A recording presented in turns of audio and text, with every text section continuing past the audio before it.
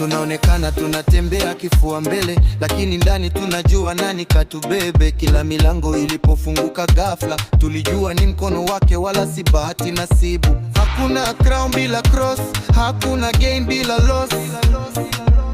Tulijifunza kulipa cost, lakini yeye akabeba the most. Sifa zikai kichwani, zinarudi kwa aliye juu mbinguni.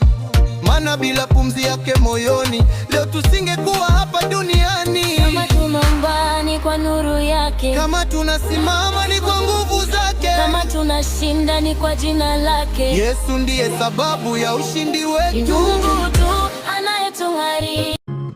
Kutoka kijijini mpaka mjini, safari ya ndoto, safari ya machozi.